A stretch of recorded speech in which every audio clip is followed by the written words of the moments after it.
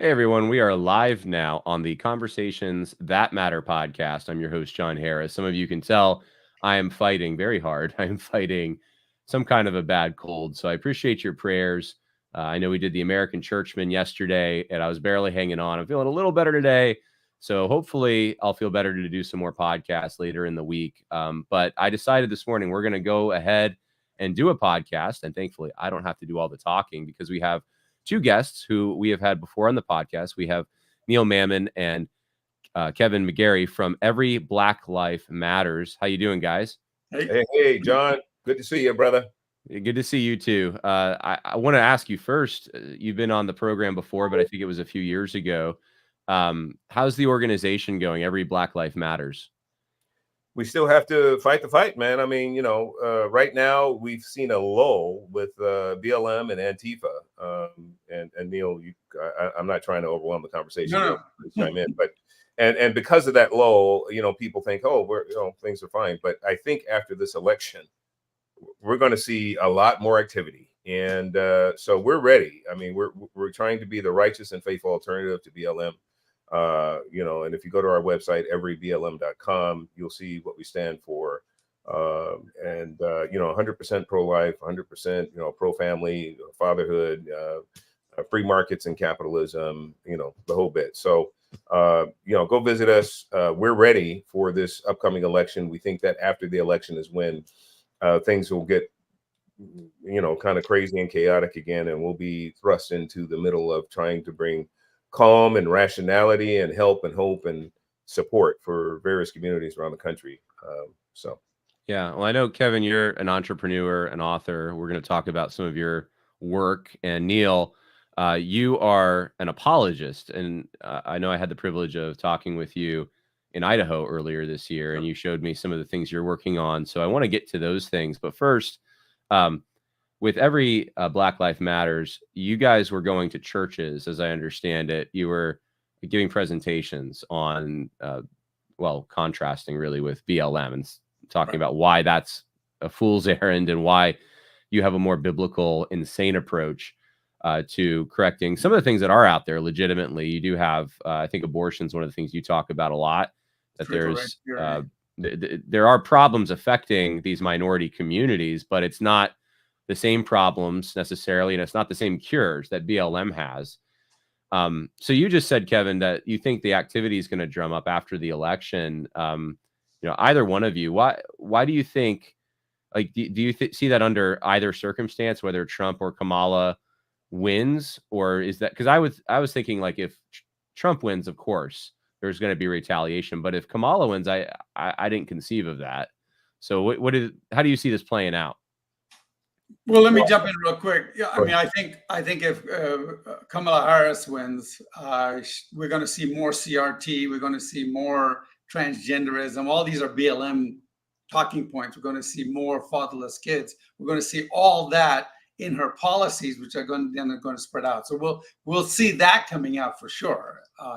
And this destructive family destroying. And then what's worse about it is as it destroys the family more, the minority population, the blacks, will say, look, we need more done for us. And then more is being done and the more worse things are being done. And then they're going to agitate further. So it's a cycle that ever descends into horrible things, right? So is she worse than Biden, do you think? Oh, no. Absolutely. Yeah.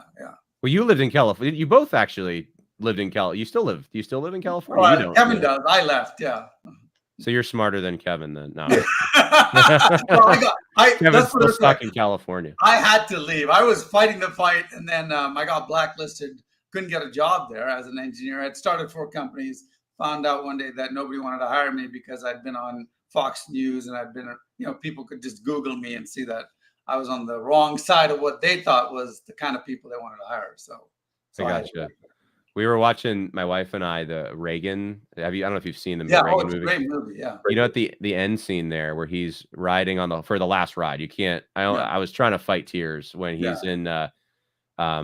I guess he's by his ranch, but it looks like it's near Santa Monica or something. He's in those hills overlooking the ocean, and I thought to myself, why am I not in California? Because I was born there. My families from there. And then I, within about 2 seconds, I was like, oh, right. Yeah, I know why I'm not there. Because Reagan is not riding the hills in Santa Monica anymore, but there was a time he was. Oh, yeah. And the policies that have led to California's demise, promoted in some way by Kamala, I think that's what's going on now. This election is whether the United States will be California. Exactly. Exactly right. And that really is the question at the end of the day that we'll talk about in some detail. Yeah. Yeah.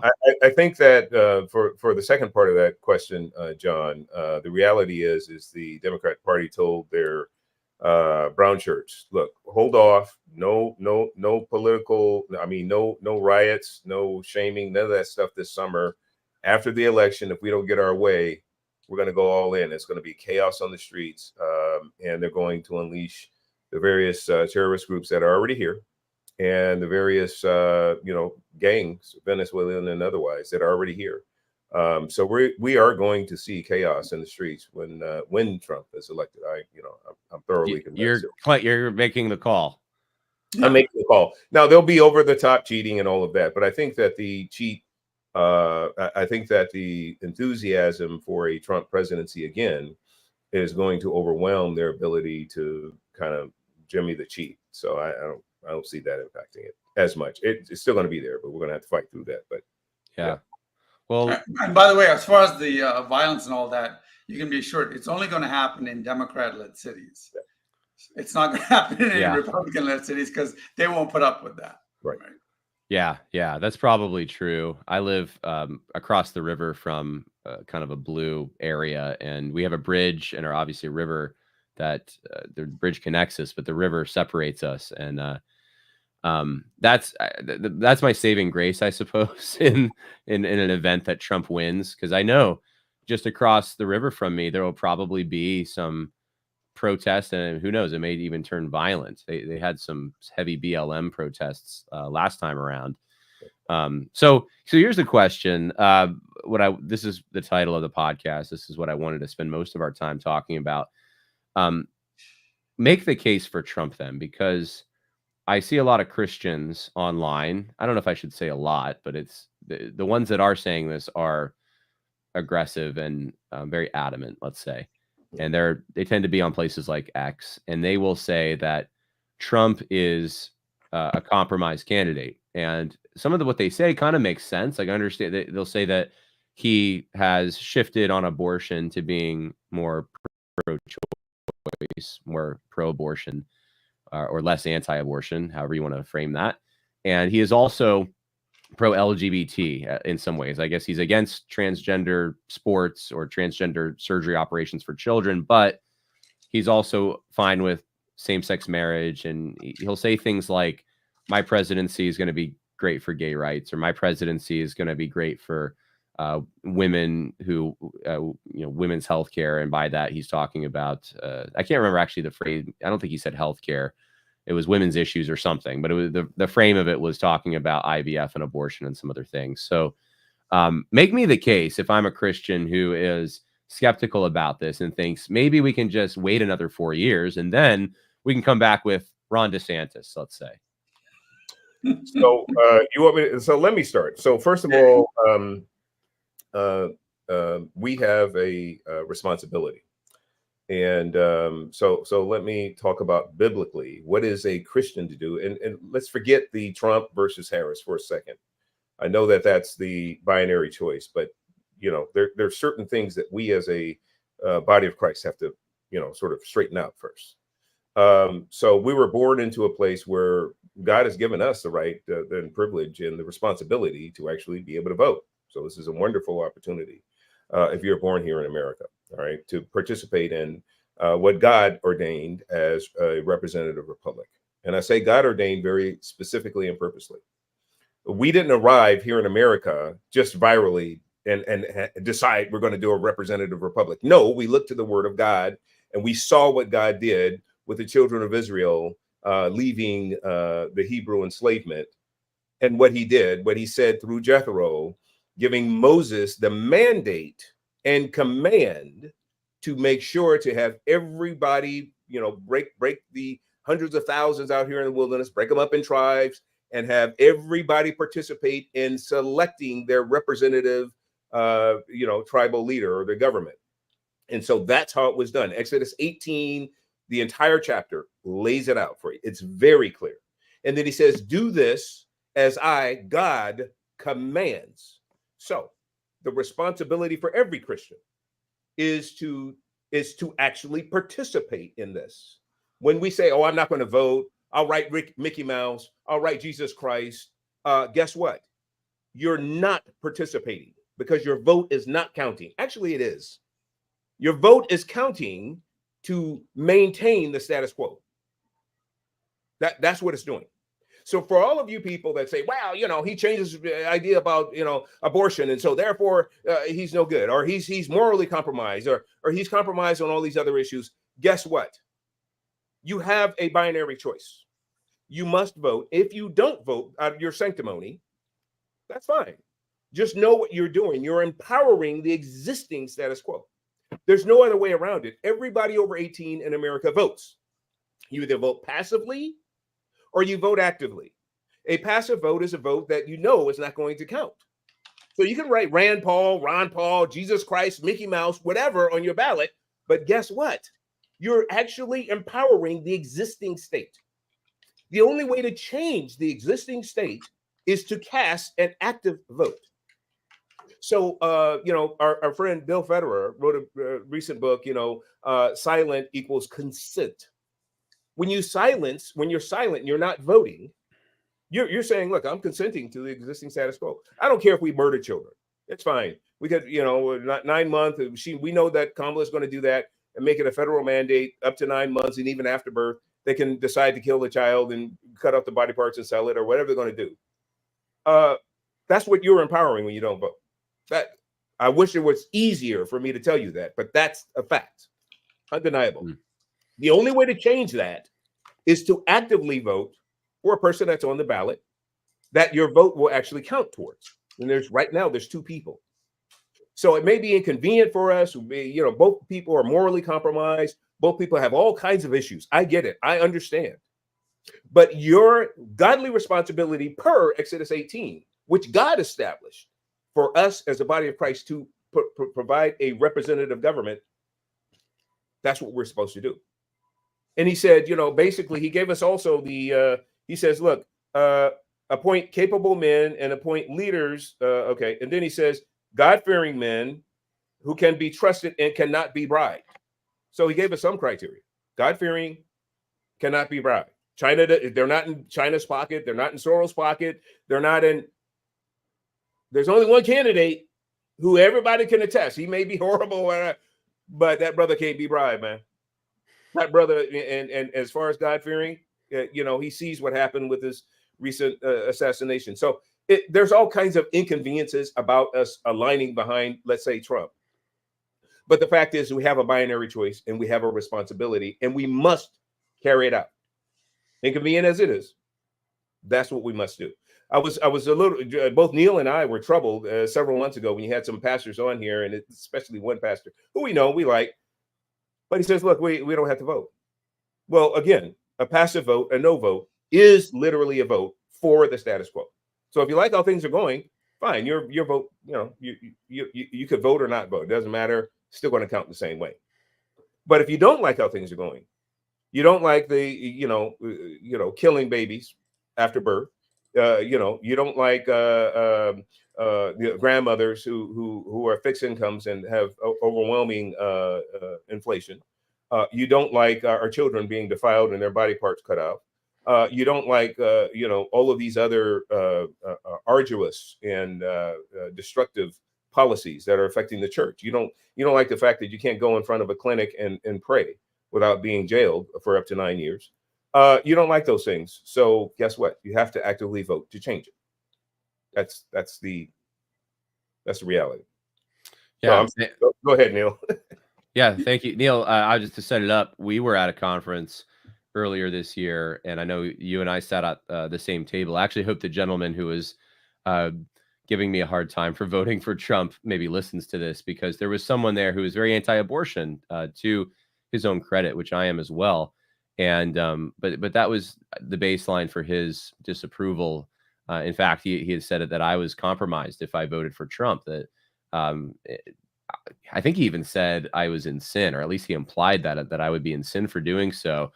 I obviously don't see it that way, but you were privy to that conversation. You Yep. saw some of it. So, maybe if we had him with us, what would you say to him to convince him, actually, even on the abortion issue, Trump's a better candidate here?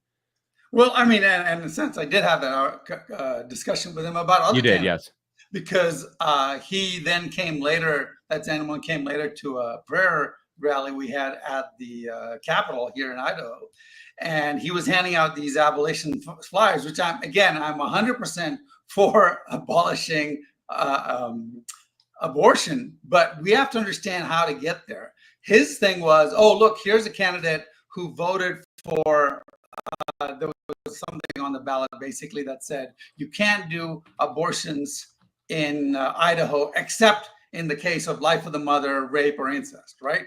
Now, we all know that we can argue that even in case of rape or incest, you should not allow abortions. However, getting a majority, educating a majority of the Senate and the House to that fact is not easy. And so this was a compromise that stopped almost 99.5% of all abortions in Idaho, right? And so his argument was, no, we should continue to let all the abortions happen in Idaho until we can pass a law that abolishes abortion. And I said, this makes no sense, because let me ask you this. Let's say I'm in a hostage situation, right? I have 100 babies, 100 kids in a hostage situation with a gunman. And the gunman comes to me and says, and we negotiate for hours and hours and days.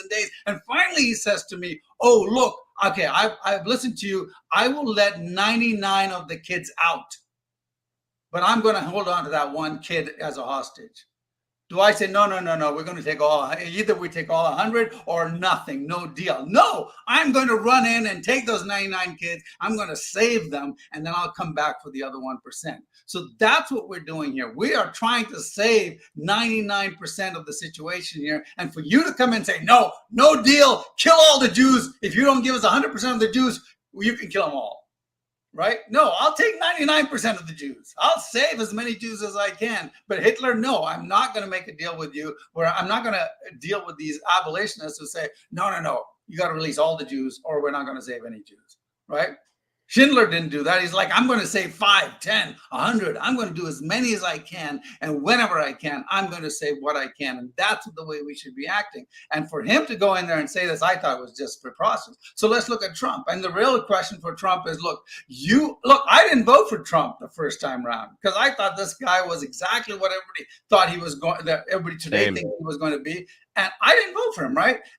But I was so amazed and so surprised about how he actually governed that I was taken aback, and I'm 100% for him. No, he's not perfect. But remember, you are not voting for Trump.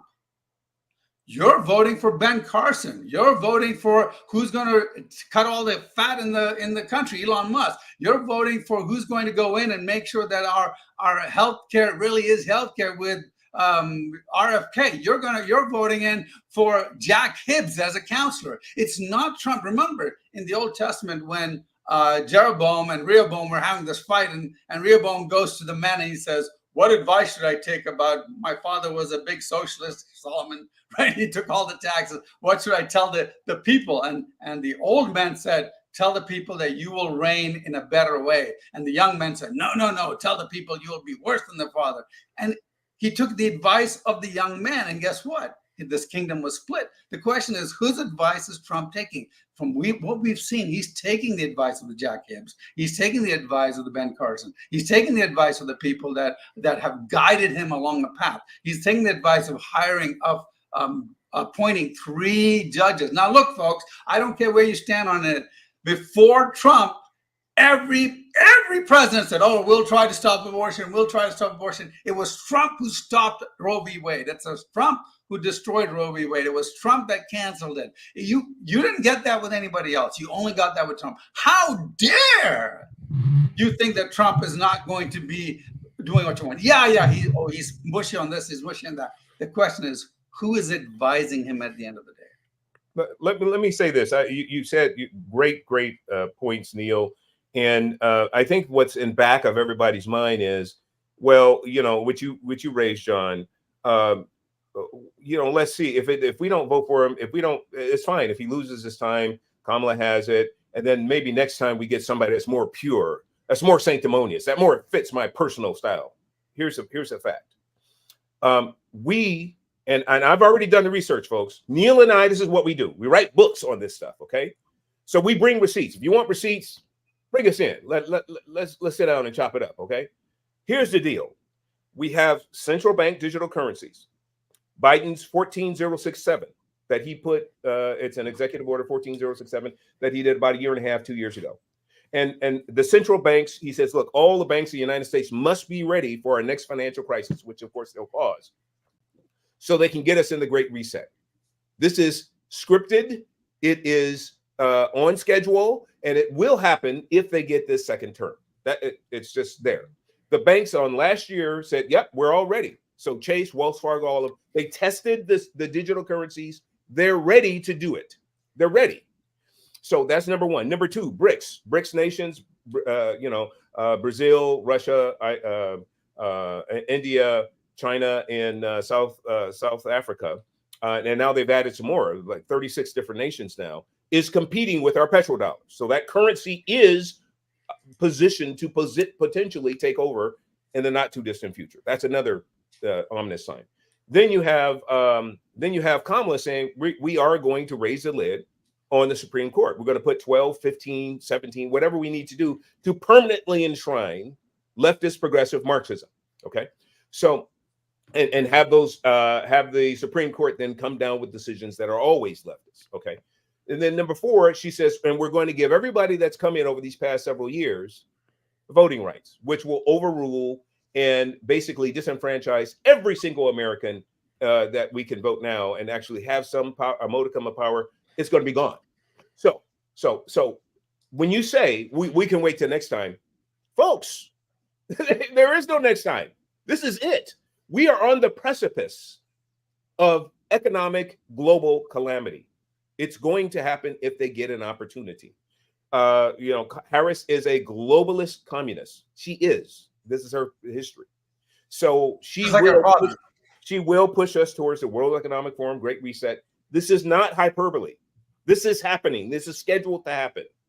They were going to subordinate us to the World Health Organization this past May. But Biden said, hey, let's take it off the table. We can't subordinate the U.S. Constitution to the World Health Organization where you can declare pandemics and close all our businesses. Yet, we'll do it next year. So they put it off until next May. You better believe if Kamala is in office, it's going to happen. They want to go globalist, commie. So these people that are not voting, that say, oh, well, he's not pure enough for me, he's not right enough, just know that you are the leftist communist best friend right now. They love you. They may hate what you stand for, which is supposedly God, but they love the fact that you're not going to vote because it empowers them all the more. You're not voting against Kamala. So you are their best friend. They're using you as a strategy to try to gain the White House. I hope you understand that. All of you people of faith, and I know there's a lot of people of faith that watch John Harris and his show and his podcast. All of you people of faith must vote. If you don't, you are empowering. I wish I could be, more sober and to give you some good news today. The good news is you have the right and the capacity to vote righteously. If you don't, you are empowering those that you say you hate, you just despise because they don't love life, they don't love God, and all of this. You're actually standing with them. Yeah. So here's another thing that people of faith are watching John all the time, and this is what I tell all my pastor friends, because when I didn't vote for Obama either time, I got the brothers coming up to me, people in my own family and all around. Kev, how can you vote for the brother? I said, man, it's not my vote. And they look at me like, come on, what you mean it's not your vote? I said, well, I don't know about you, but when I accepted Jesus as Savior and Lord, that was a very, very real thing for me. And so if Jesus is my Lord, Lord means master. Master means it's not my decision. It's his. So for all of us who would like to be selfish and say, well, he doesn't fit my standard, it's not about you. It's about God and his will. And since you're under his lordship, you vote his way. And what is his way? His way is to vote those more closely aligned with his word. Now, you can't say that you don't have a stark reality here. There are some that are completely not aligned at all in any way, shape, or form. And there's some that have, and there's one that has a modicum of alignment. Go even further. Genesis 1. Let's go to Genesis 1. Just the foundation, just God's foundation. Genesis 1. God created the heavens and the earth. Okay. So if God created the heavens and the earth, that means that God's in control of what happens on his earth. That means we should be good stewards of it, but we can't control it because God is in control. Now, those on the other side say, no.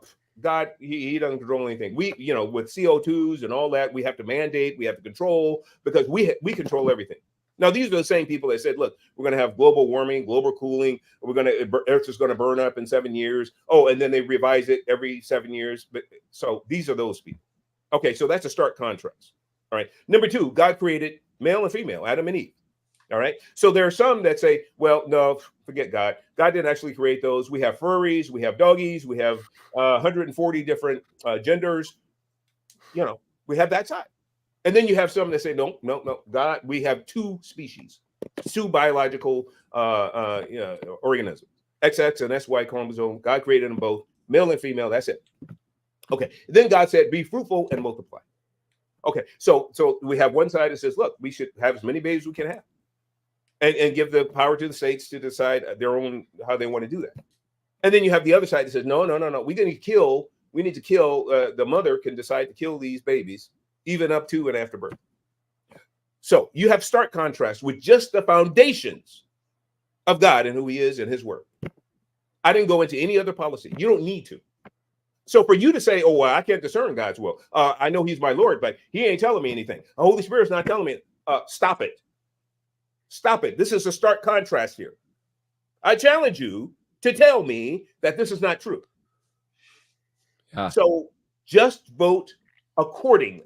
That's all. We're not asking you to vote. You don't have to love the man. You don't have to love all his policy. You don't have to love who he has around him. You don't have to love his moral character. You don't have to love his history. Just vote the word of God and just let it go. It's not your vote. It's God's vote. So you don't have to feel anything about it. No emotion. Just vote. Okay. All right. Well, with that and that, thank you for that. Put a smile on that, John. What's that? I said, let me put a smile on that. Oh, I am sick right now, so I am agreeing with what you're saying as far as I'm going to be voting for Trump, and I do think that. Well, let me summarize because I wrote down what I heard both of you saying. It seems like in a positive sense, you're saying that there are other issues. So there's banking. You mentioned Supreme Court. You mentioned immigration policies and more mild well, I don't know how you would frame it, but abortion policies that are not as radical as Kamala Harris. He's at least going to leave it up to the states. He's not trying to push for a federal abortion policy that's similar to Roe. So you're voting for a team, which I thought was also an excellent point. And I've noticed that with every presidency, it's not you're voting for someone who's going to bring with them a certain caliber of bright minds, and those minds are going to be the ones crafting most of the policies, making most of the decisions. Trump probably doesn't make most of the decisions. He is given. It's really who are your personnel. Personnel is policy, and so the Trump team has much better personnel than maybe even the candidate himself. So these are the positive things I've heard you say. In a negative sense, you've said that Trump is superior to Kamala, even though he's flawed. So that's sort of the defensive reaction to those who would try to push Kamala, like evangelicals for Kamala Harris, or those who would see Trump as morally bankrupt and not an option to vote for, because you're starting with the assumption that this is a binary choice. And because of that, you have one of 2 options. And the one option is disaster. The other option, you have a fighting chance. So you can have your more anti-abortion policies on the state level. You can have maybe even a more anti-abortion candidate in 4 years or 8 years with Trump, but with Kamala, it's game over. That's what I'm hearing. So Neil, I would ask you this, and you could take this whatever direction you'd like to take it. But Kevin just said, essentially, this is the the principles of God's word that should determine your vote? What is closer to what God thinks is morally acceptable? One of the things that I know, and I'll just say his name because I think you were referring to me earlier, Kevin, but one of the things Pastor Kerry Gordon said when he was on this podcast, and he's a good friend, is that the passage that you just cited in Exodus, where there's qualifications given, principles, really, I think it's more of a prudential thing. You have this problem, get these guys who can't be bribed, who are wise. That was the very passage he brought up to say Trump is not qualified. Trump does not meet this standard. And I've come to the decision in my own mind that this was not, this was circumstantial. It was wisdom that cuts across time and space, but this was also in the circumstances that he had available to him. He had those resources. He could make that decision. There was men who were of good character and virtue that he could choose from. We have two options. The primary was the time, in my mind, to make these decisions, but we're past that point, and we have Trump, and with all his moral flaws and all the rest. So, Neil, maybe make the case for Christians who want to be purist about this and want to say that this is a universal principle, that they have to meet these minimum standards, and they think Trump doesn't meet them somehow. If Obama was running against Hitler, oh boy, why are you doing this to us? Who would you vote for? Who would you vote for? I mean, come on, you have to choose the lesser of evils. I mean, if Obama was running against Mother Teresa or Billy Graham, and you voted for Billy Graham or Mother Teresa, you're still voting for the lesser of evils. Yeah. You can't. You have to make a decision. If you say, I'm not going to vote for either Obama or Hitler, and Hitler wins, that blood is on your hands. Here, let me state something that I think that most pastors don't seem to calculate in their thinking. And it's going to take me a few minutes here. Lucifer was the greatest creation from the beginning of time. The morning star was a bright and shining one, but he was supplanted by a new special creation that God made. And Lucifer hated that creation, and that creation was mankind. And so Lucifer tried to waylay them and destroy them right from the beginning. Perhaps he was hoping that God in his righteous anger would destroy this failed creation and go back to his old creation, but he didn't. So what did Satan do? He did his best. He has done his best to deceive and kill as many humans as possible. Now, how do you kill the most humans you want? How do you kill God's prized possessions, God's prized creation? Well, if you want to kill humans, you can kill them through wars, you can kill it through disease, you can kill it through famine, you can do it through civil unrest, or you can do it through oppression. But do you know there's one single avenue that if you can control, you can do all of that. You can deceive humans, start wars, bring disease, cause famine, create civil unrest, and oppress millions. And I hope you're 30 seconds ahead of me. If Satan could control government, he can do all those things all the time to all mankind and destroy God's creation. Government is the most powerful agent of evil there can ever be. Can you doubt that Satan wants to control government? So pastors, do you not imagine that Satan has spent his time since the garden taking over governments? Can you imagine that it must have vexed Satan greatly when the United States created a government that disrupted all of his ancient plans of dictatorships and manipulation and forcing people and oppression and slavery? Can you imagine that he has been slowly working to take back control of it, and he wants your lackadaisical attitude to continue, because the only thing necessary for evil to triumph is for good men to do nothing. And you know, pastors, if you sit on the fence, you've heard the story, I'm sure you have, the fence story, right? There's a guy sitting on a fence, and God comes to him and says, you need to make a decision which side of the fence you're going to be on. And then Satan comes to him and says, no, you don't need to make any decision. You can stay on the fence and decide and decide and decide. And then a few days later, Satan comes and says, okay, you're mine. And the guy says, I haven't decided. And Satan says, oh, well, you forget, I own the fence. Oof. So is there, not to bring it into the realm of the abstract, but is there a point in which you have two flawed candidates? One might be slightly better than the other, but they don't, this is the question I've been asked. They don't meet a minimum standard. In other words, like, to give you a concrete example, if you had two cannibals and one of them likes to eat 100 people and one of them only likes to eat 99 people, right? Is there and that's your binary choice. Do you vote for the one who eats the 99? I mean, these are the kind of Yeah, but I don't think insane that's things our posed to me. choice here. No, I mean, it would be one thing if that was our choice, but it's not our choice. Our choice is, Okay. do you want the guy that's going to kill 100% or kill only 1%? Yeah. That's our choice. We're talking about controlling abortion. We're talking about control. I mean, I have a list of things that we can go through, and I think, and I've itemized it here real quick. It's like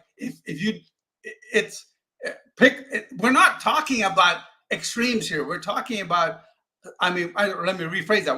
We are talking about extremes when it comes to policy. Trump is why Roe v. Wade was overthrown. If you let Harris win, will abortion increase or decrease? You think 4 years of dead babies is okay? Oh yeah, we'll let babies die for another 4 years, right? And then the question is, why did Trump shift on abortion? Well, that's because some of his people are advising him, not the people that will run the country, but some of his people are like, hey, you're going to lose these people if you don't because of Roe v. Wade, now this becomes a big issue. All the leftists are going to come out. He's trying to dissuade them. Whether it's a good tactic or not, you can decide. I'm not a campaign manager. Right. If Harris wins, what happened to David Daleiden? You guys know the story of David Daleiden? David Daleiden goes and he finds that there's a company selling baby parts and they have ordering partlets of babies, and he proves that the abortion clinics are delaying pregnancy so they can get a 32-week baby brains that they can sell. And guess who went after him? Who went after him? Harris went after him. She prosecuted not the guy who was revealing the baby selling scheme and the baby murder scheme, but Daleiden. We have a video of Biden appointing Harris as border secretary. If you let Harris win, illegal immigration, that's killed hundreds, and then allow gangs to take over. I could go through it: sex trafficking, the economy, defunding the police, small business support, fracking. You want our energy prices to go up? Fracking. The national debt will increase or decrease. Will school choice expand or contract? Will inflation get worse? How about the mandatory gun buyback program that she wants to implement? How are they going to get our guns from the Second Amendment? Are you going to give your guns up? No, there's going to be murders and killings when people come to take your guns. She wants to stack the Supreme Court. How about Biden gave, under Harris's approval, presumably she gave billions and billions to Hamas that allowed the Islamic states to come take over. And remember when Obama was president, how millions of Christians were killed in the Middle East, and how when Trump came, we never heard of ISIS anymore. Why? They disappeared overnight. If you left Harris win, will the health cares go up? Costs go up? Will the government surveillance increase? Will you be censored on social media? Will your public schools be teaching critical race theory? Will the U.S. be unified or divided? And finally, if you let Harris win, will they let babies be born and left on the table while they decide if it's going to allow them to live? And this is a direct quote from an official. And I'm just getting started. I mean, the real question is, are you going to be a useful idiot? Yeah, that's exactly right. And I'll add to that. You're perfectly fine with having our children defiled and manipulated and their brains destroyed. Yeah. They believe that they're born in the wrong body and they're actually a furry. Get their body parts lopped off. Have them with experimental drugs. These drugs for hormones that they're giving these children are not tested for children. These are very, very strong drugs, and they're adult tested, but not children tested. So you're perfectly fine with that. We're going to stay silent and complicit with that. Bonhoeffer said, "Silence in the face of evil is itself evil." So if you say, "Look, forget y'all. I don't care. I'm still not going to vote." Fine, you're evil. It's no problem. It's no problem. It's okay. But by definition, just know what you are. I got you. So here's the deal. What we're saying is the margins. I think what John's question was, how do you, what we're saying is, look, it's not that hard. Go vote for those that are more closely aligned. And I'm talking about the top and all the down ticket. Go vote for alignment. We don't have perfect people. Jesus Christ is not running. Even if we on this podcast were to run, we're not perfect. We may sound like we got it all together. We're not. We're flawed, human, wretched in our own ways. So even if we ran, you'd find all kinds of issues. So that's not that. Come on, stop this. If you're going to look at Exodus, you can say, well, see, this is why he's disqualified. Stop it. What God was telling Jethro to tell Moses was, look, these are the principles. These are the parameters. You get people that more closely align or fit within these ideals. But there was no perfect people, even in the children of Israel, in those tribes. There none. Yeah. So this is a ridiculous argument. It's sophomoric. It's just not, it's not thoughtful. It's actually irrational, because what you're saying is we actually do have perfect people that we need to decide from. Maybe we can get perfect people next election. It ain't gonna happen. Yeah. There are no perfect people. I think that It's not perfect. What you're both saying cuts to the heart of this, with the list of here's all the negative things that will happen. It really does come to that. When I look at my daughter and I think of my family and I think of those I'm responsible for more broadly, I want to do what's the best thing for them.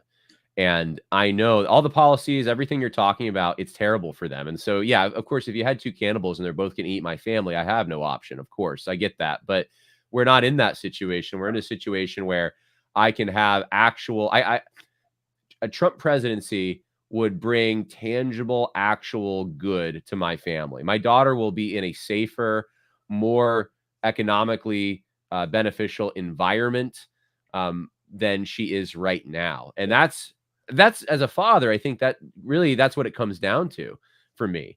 And I'm voting for a certain outcome. I'm voting for a team that can bring that outcome about. I understand this man is he's the carrier of the platform. He's a figurehead. There's some things I don't like about them changing the Republican platform, but I realize my options are limited. Yeah. John, let me jump in right here. Yeah, please do. I mean, there are a couple of things that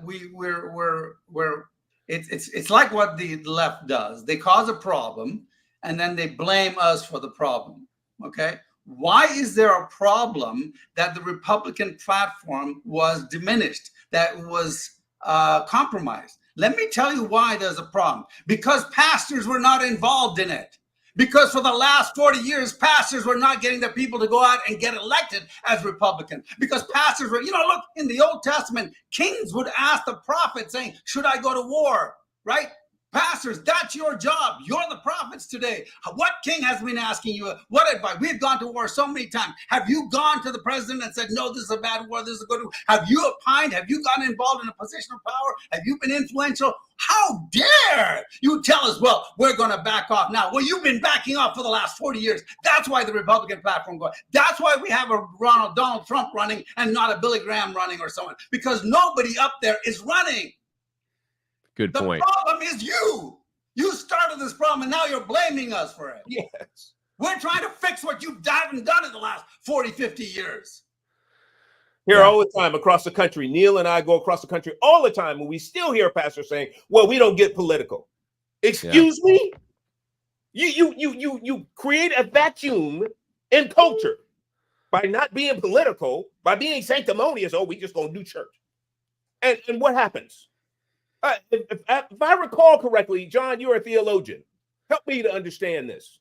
Did Jesus say, look, I want you to take my kingdom in all domains, but don't participate civically. Just demarcate the political domain. Don't take the kingdom there. Just keep that one, and you can do what you want in that. No.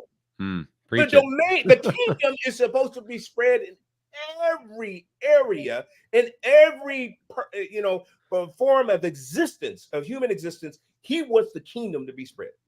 And yet we as pastors and ministers, we don't do nothing politically. And then we wonder, well, why is culture so demonic? Why is everything so jacked up? The condition of America is the report card of the church. Hard stop. I wish it were different, because I'm part of the body, and I'm a minister here, and I'm a doctor, in this. So the reality is I want it to be different, but so many pastors, through our own sanctimony, well, no, man, we don't participate in that. And then we wonder, nature abhors a vacuum. This is a truism throughout wherever. So we created a vacuum in civic engagement, and guess what? We're reaping the harvest. And so now we have to do our part. Just vote for those more closely aligned, and trust God and His word and His will. We don't have to be emotional about it, about this party or that party or this individual or that.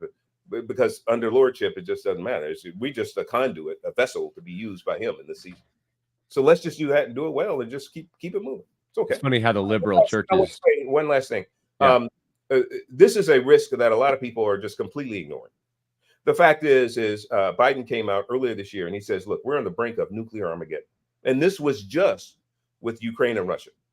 Now you throw in the mix since that time, Israel and Iran. And then you throw in just since this last week, we have China enveloping Taiwan. So, and so you throw in that. So we are literally on the cusp of nuclear Armageddon.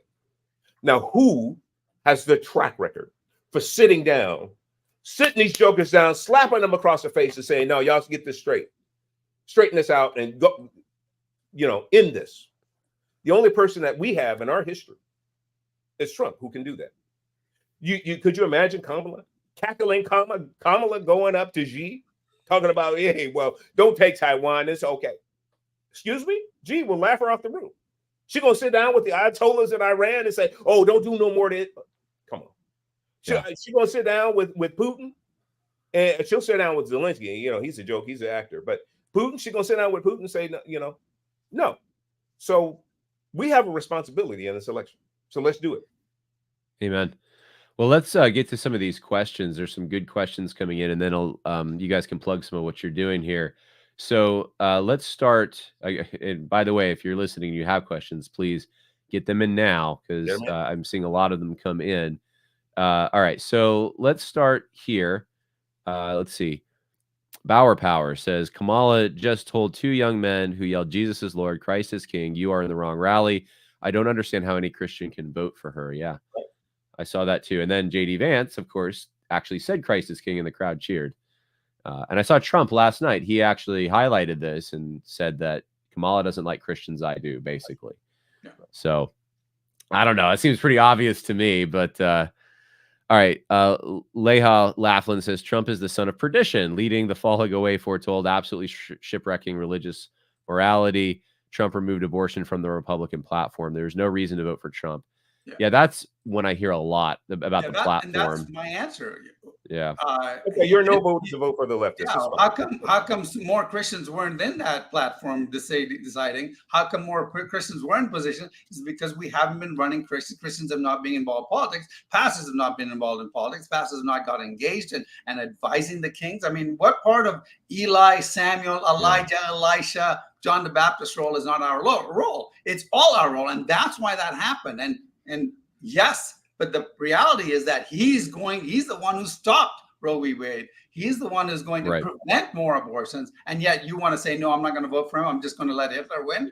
I do think it is important. People should go read the Republican platform because I hear a lot of people saying this. And I agree that it should not have been softened. But when you read it, it is not a pro-abortion platform in the sense that they're advocating a national abortion. And that's a good point. Yeah, that's a great point. Yeah, it's not because I heard the press before I actually read it, and there's actually some things about the new platform I like. Now, again, I agree that they should not have been softened, but for example, I talk a lot in this program about the proposition nation stuff. This idea that America is just an idea, that idea is equality, and we use this. The left uses this to try to take all of these newly arrived migrants who have come in mostly illegally and say that they can be Americans because they're on the magic soil, or we can go into the Middle East and we can plant America there. And it doesn't matter if their traditions are different and they're Muslim. I mean, right. And the Republicans in their platforms, if you go back to like 2008, they've always mimicked this language. The new platform does not. The new platform sees America as a unique place that people have come to and they've sacrificed in, and those sacrifices and those heroic stories are what make America what it is. It's a different definition, and I think it's far superior to this abstract idea. America's just equality. Well, no, there's actually, it's not just this idea. America's actual people who have done actual things, who have made sacrifices, who have given us the nation we have now, or the country we have now with all the benefits. And so I'm just saying that the Republican platform has also improved in some areas, and I think that should get some press. It doesn't. So that was my rant. I got to stop because we got questions for you guys. How far can a candidate and or their policies stray from biblical values until it is acceptable, or even required for a Christian to not vote or vote third party? Well, that's kind of getting at the question in a different angle. Yeah, I actually, you want to go, Kevin? I talk about it in my book. I'll go real quick, and then Yeah. so the bottom line is, look, is your vote going to count? You have two candidates where your vote will count. So that's it. You can vote third party all you want, but like I said at the beginning, that's a passive vote. It's not going to count. It's not going to change the trajectory one iota. So you can do that if you want. Participate with our leftist, Marxist, communist friends, and hope that we all take on that your idea, which is what they want. They're trying to gin this up within the body of Christ. And so you can do that and participate with them all you want. Or you can, trust and rely on what you know that God is hopefully telling you. And you could see and discern in Genesis 1 where he wants you to vote, and then vote accordingly. So that's it. Go ahead, Neil. Sorry. So yeah, so this is back to our dilemma. Billy Graham is running against Obama, who's running against Hitler. All three are in the race. Billy Graham has no chance of winning. But if you vote for Billy Graham, Obama will lose. Who do you vote for? You can't vote for Billy Graham. You have to vote for Obama to stop Hitler, right? I mean, this is the thought process that you have to go through. You have to vote for the least evil person who can win. You're supposed to try and prevent. If we know the end is coming, our job is to protect as many people till that point, so we can preach the gospel and continue to preach the gospel. And that's the next one, is which person will allow you to preach the gospel more, Harris or Trump, right? So if you have three people, which vote will allow you to evangelize more, preach the gospel? And don't give me this nonsense that persecution helps the church. Okay, please don't. I have gone through this, and it is false. Persecution does not grow the church unless God steps in with visions. Yeah. I wish I had the chart. I saw this chart of the Middle Eastern countries, the percentage of Christians in 1960 and now. Yeah. It's insane. It's like zero now. And then persecution does not grow the church unless God steps in. And now the question is, do you want to force God's hand to step in? No. You want to be doing the evangelization. So one of the things you just said, and this is where I think it comes down for me, because I've been asked this question about the minimum standard so many times. So for me, as I look at my family, I look at my little girl, I think, what would be to their advantage? As soon as I have candidates where I know voting for them will not be to their advantage, it will be to their destruction. That's kind of that's my standard. That's what I'm looking at. Now, this is according to what God obviously says in his law, the universal principles God has already laid down, because that determines how I think about what's good for my daughter. But I'm evaluating this, and if I have two candidates and both of them are they want to destroy the life of my daughter, let's say, well, I don't have an option in that case. I understand that, but right now the option is I have someone who will make my daughter's life better, and I have someone who will make it significantly worse. As a father, I have one choice. It's clear. So I have been accused of situation ethics for that, but it's not situation ethics. No, it's not. Yeah, and by the way, I explained that in my book. By the way, the book is Jesus is Involved in Politics. Why aren't you? Why isn't your church? You can just look up Neil Mammon, Mammen, on Amazon. You'll find it. But we talk about that. It's not situation. There's a hierarchy of laws that the Bible gives us. The highest law in the Bible is the law of life, protection of life. That's the highest law. I mean, above that actually is the glorification of God. But the highest law beyond that is the protection of life. Everything else falls below. And you can lie like the midwives did to Pharaoh to protect life. You can lie like Corrie ten Boom and their family had to do to protect the Jews. You can lie as a spy like the spies did when they went into Jericho, or Rahab did to protect the spies. Life is at the top. God's honor is above that. So there is a hierarchy of laws. It's not situational ethics. Yeah. More can be said about that. Maybe if we have time, I don't think we will. We can get back to that. But that's a whole other topic, the situation ethics thing. All right, let's get to this question. Brian says, I don't see how Donald Trump can possibly win. They obviously cheated in 2020. I believe they will and have gone to more lengths to keep him out of D.C. Brian, please don't say that to anyone. We want them to vote. We want them to vote. Yeah. So first of all, we have God's sovereign will. God protected him multiple times with assassination, so that potentially is at work. The other thing that we've done in the battleground states is we've taken away some of these ways that they can cheat. Will there be cheating? Yes, absolutely. But right now the ballot boxes are being so overwhelmed with early votes for Trump that you even have like Mark Silver and some of these leftists saying, if this trajectory, the vote is going to be so overwhelming by the time election day comes, there's no way that she can win. They can't put the cheat can't be overwhelmed to such a degree, and so they would have to go well beyond what they did with Biden. So yeah. I think we're okay. Yeah, we have to, we'll see. Also, I just want to add, there's a lot of groups that have been doing things, not only lawsuits, but inspections and different technologies that they've been enacting to test this out. You could go research that, but I'm hoping, God willing, that those will be effective. Okay. Jennifer Shotwell says, will you address the ideology of communism? Actually, we already did this, so let's skip to the next question because you talked about communism, Kevin. Chasta says, how do we get pastors to actually engage in the political process? Well, that's right up your alley because that's the point of your organization, and you seem a little frustrated. So read Neil's book and invite him in so he can help your pastors. Yeah, I will sit down to a debate with any pastor any day, a very pleasant one. But I'll tell you what the best way to do it. If you want to get your pastor involved, you have to do two things. One, you have to infiltrate your church. That means you have to get up in the ranks, deacon, elder, get on the elder board, get advisory, get close to the pastor, and then advise them that way. Two, get my book, self-promo, buy my book. Don't give it to the pastor. He will not read it. It will go on a shelf. Take that book, read it, invite the pastor to lunch, and then read some of the more salacious passages out of the book. Say, Pastor, this crazy Indian immigrant from Africa says this. What do you think about it? And then email me, and then have this dialogue with the pastor. That's the only way you'll get your pastor to think about it. If you give him the book, I'm happy for you to buy him, give him the book, but chances are he'll never read it.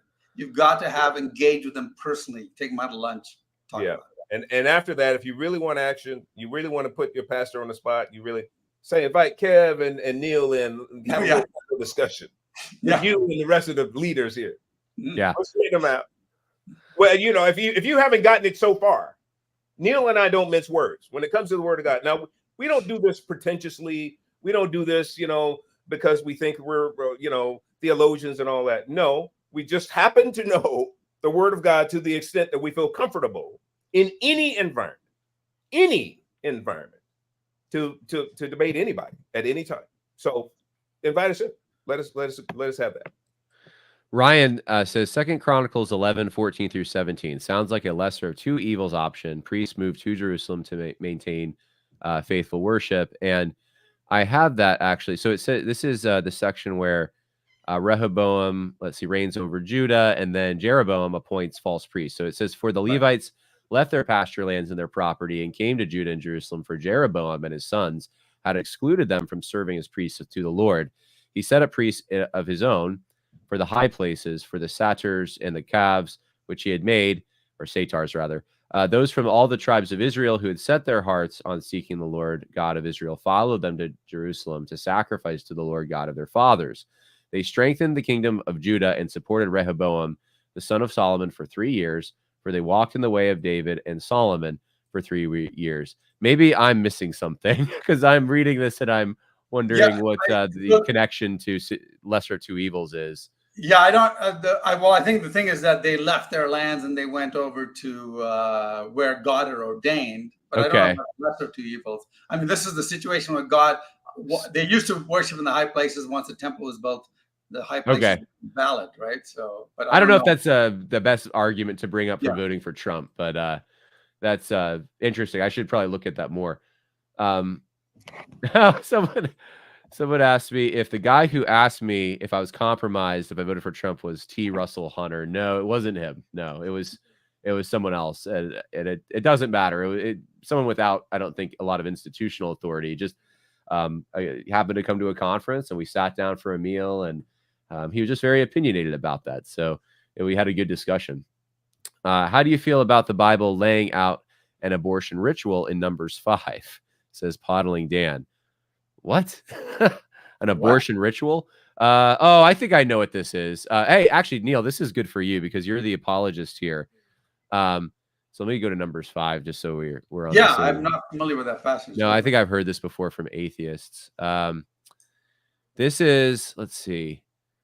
Oh man, I wish he gave me which verse he was talking about, because I'm looking at all of Numbers 5 now to try to find it. It's the verse though where it talks about about if somebody hits somebody else. Yeah. One. Yeah. I remember. I have a whole answer to that in my abortion paper on my website, noblindfaith.com. There is no support for abortion in that. It says it's just talking about. In fact, this is if I'm not, I don't. I mean, I could go read the whole thing, but if I'd have to go and address it specifically. But there is no abortion argument there. There is. It's not. And that's not the point of the show anyway. I'd love to do a show on abortion. Yeah. So we're not going to justify Trump going for abortion because of that anyway. So yeah, I can't actually I have to go and review it. It's been a while. I wrote that abortion paper about 20 years ago, and it's in there. So yeah, I did a moderated debate at a college on abortion, and I think that came up when we were doing it. And yeah, it's a stretch. I remember it's most of the chapter right after the first few. Podling Dan says it's about protecting your progeny from other men. It makes a woman barren again. I'd have to look at it more closely. It's been a while since I've studied it. You're really reading into it because it's about drinking water from the dust of the tabernacle floor. Why would that cause an abortion? There's no reason for you to think they would cause an abortion. And then it says that God will judge for them. It was more of a symbolic thing. Michael Heiser probably can tell you more about what all that meant. Well, yeah. Now you know what. Yeah. Well, we're getting close to the end of the program anyways. I want to give you guys both an opportunity to plug what you're doing. So Kevin, we'll start with you. I know you have a book out, and whatever else you want to talk about, where you want to send people, this is your chance. Let them know. All right. So my latest book is Revealed: The Archetypes of American Politics. All right. So these are archetypes that are driving actions and intentions as it relates to what are the various pathologies, mindsets, psyches that are driving people. It doesn't matter either side, but what are they operating from?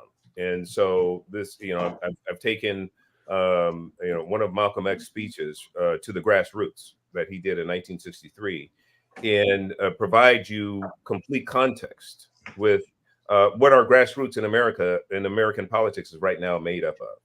And I use the characterizations that he brings forth, which is overlords, house Negroes, and field Negroes. And essentially, I break those down and help you to understand the actions and intentions of media, faith leaders, academia, pretty much all the domains, and help you to understand who are operating in those characteristics today in those various domains, and help you to really understand what their real motivations, actions, and intentions are as it relates to they're driven by pathology. This breaks all that down. It's a book that's available on Amazon right now. It's an easy read, only about 100, 110, 120 pages. So get you through that. Thank you. I appreciate that, Kevin. And then Neil, anything you want to say or plug? Yeah, so do you want us to wrap up at this time, or just I think we probably should. We've been going over an hour, so okay. So the two books is Jesus is Involved in Politics. It's always hard when it's reversed. Why Aren't You Wise in Your Church? You can find it on Amazon. Neil Mammon does the spelling.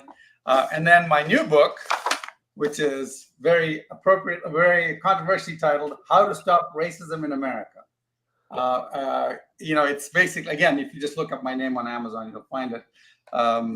But basically, it goes through the entire history, because, everybody's saying, oh, the reason why blacks are discriminated against and why we have black plight and all this is all because of America is racist and all that. And I go through all that and I explain the background of it and how to solve it. And it's not what you think it is. And that's what a lot of people are confused about. They're like, oh, it's because whites are racist. No, it's not. It's not because whites are racist. It's got a completely different reason. And there's an easy way to solve. I shouldn't say easy way, but there's a systematic way to solve that problem. So I'll wrap my part up here and then hand it over to you, Kevin, if you want to final word. I want pastors to remember this, especially if you're not voting or you're a Christian who doesn't vote. Imagine you stand before God and he says, I blessed you to be part of a great nation. the most giving nation in the world, the most missional nation in the world, a nation that sent the most doctors to the poor, a nation of evangelists. You send the most evangelists out. You printed the most Bible. But instead of giving it back to me like that, you made it a nation, rather than funding evangelists, outlawed evangelism. Rather than sending evangelists, you let it become a nation of persecuted evangelism. Rather than rather than a nation of Christ followers, let it become a nation of Christ haters. Rather than the most giving nation in the world, we funded more hospitals, more doctors, more missions. You made it a nation that needed help. All you had to do was maintain it. All you had to do was get your congregation to go out and vote for godly men and women. All you had to do was run for office. All you had to do was get involved, but you didn't. You didn't even hide it in the ground. Therefore, take away the talent from him and give it to one who has 10 talents. Throw out that worthless slave into the outer darkness, in a place where there will be weeping and gnashing of teeth. Do you want to be that person? I don't. And pastors, let me warn you, you don't want to either. God help us all. God help us. Let me just reiterate, you have a binary choice. Yeah, America's land of the free, so you can do what you want right now. You can vote or not vote. It's no problem. But just know, if you don't vote, you're voting. It's a passive vote, and you're standing with the crazies, the Marxists, the commies, and those that want to thoroughly dominate the world. You're standing with them. You may not think that you are. It doesn't matter how you reconcile within yourself, whether you are or not. It's a fact. You're standing with them, because you haven't cast a vote to go a different direction. So that's number one. Number two, John 10:27 reminds that my sheep hear my voice. I know them, and they hear me, and they follow me. So your vote should be, am I hearing you, Lord? Does it align more closely with your word? Then that's how I'm voting. If you hear the Lord, then you vote accordingly. Forget the selfishness. I can't vote for him because that's selfish motivation. It has nothing to do with what we're talking about now. Now I'm talking about lordship. I'm talking about you listening to God and following accordingly. So do your part. If you're a Christian, that's what you do. If you don't, that's fine. You with the Marxist crazies, and you guys go on, and we're going to try to do correct what's happening right now. We're gonna vote, and we're gonna do our thing. So it's okay. Yeah. Well, thank you. I wanted to just point out for the last question, if people want to go to Answers in Genesis, they have a good article on Numbers 5 and abortion. Does the Old Testament law condone abortion? So you can check that out. And then I also wanted to show you this comment. You guys might get a kick out of this. Thank you, Simply Grace, for $4.99. At first, I thought you had Jason Whitlock and Dinesh D'Souza. Great guests and convo. Honored. Yeah, I thought it was pretty funny. Yeah, great. That's not bad. Jason's he's kind of a handsome cat, but he got me. He outweighed me by about 100 pounds. But well, I don't get it as much anymore. I used to get Tom Brady. People would say I look like Tom Brady. Yeah, I can see that. So I was this was on a. I was in a house. I used to do furniture service. I went in this lady's house, and it was a very shall we say well-endowed black lady who was sitting there, and she goes, "You look like Tom Brady." And then she goes, "A scrawny Tom Brady." And I was complimented, and then I was immediately insulted. So anyway, yeah. So no, I don't have Jason Whitlock and Dinesh D'Souza. I have I have a better guest than Jason Whitlock and Dinesh D'Souza today. And if you want to check out more about Every Black Life Matters, please go to everyblm.com. You can check out Kevin and Neil's work there. You can contact them, and there's a link to book them if you'd like to have them come to your church or political event. With that, God bless, guys, and I hopefully will see you on the other end of the election with a Trump victory. That's my prayer. Amen. Let's go for it. All right. Bye now.